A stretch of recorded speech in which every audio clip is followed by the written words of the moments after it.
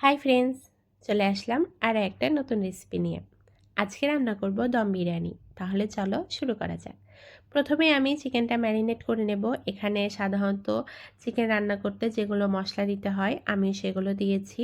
Extra add করেছি টক দই, পেঁয়াজ বেরেস্তা আর পেঁয়াজ যে তেলে ভেজেছিলাম সেখান থেকে কিছুটা তেল দিয়ে বেশ ভালো করে চিকেনটা ম্যারিনেট করে রেখে দিয়েছি।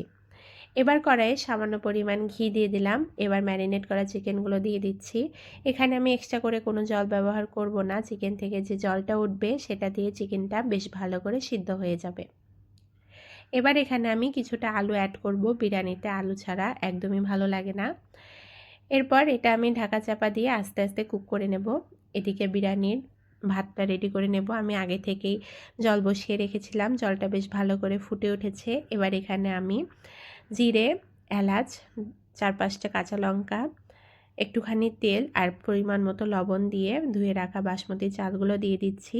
এবার উপর থেকে একটু লেবু চেপে দেব। তো এই পর্যায়ে আমার ভাতগুলো প্রায় 80% সিদ্ধ হয়ে গেছে। এবার নামিয়ে জল ঝরিয়ে নেব। এদিকে আমার চিকেনটাও হয়ে গেছে। এবার বিরিয়ানি দম দেওয়ার জন্য রেডি করে নেব। তো প্রথমে আমি একটু ঘি ব্রাশ করে নিলাম। এবার আমি বিরিয়ানির যে ভাতটা আছে সেটা দিয়ে দিচ্ছি। আর যেহেতু অল্প রান্না করছি সেই জন্য আমি আজকে একটা লেয়ারই দেব। এরপর দিয়ে দিলাম চিকেন। এরপর দিয়ে দিচ্ছি পেঁয়াজ বেরেস্তা, বিরিয়ানির মশলা, সামান্য একটু ঘি। এরপর আরেক লেয়ার ভাত দিয়ে দেব। ঠিক একইভাবে পেঁয়াজ বেরেস্তা, বিরিয়ানি মশলা, ঘি, গোলাপ জল, কেওড়া জল, দুধ আর একটু ফুড কালার দিয়ে বিরিয়ানিটা দমে বসিয়ে দেব। তবে এটার ফাইনাল লুকটা আমি তোমাদের সাথে পরবর্তী একটা ভিডিওতে শেয়ার করব।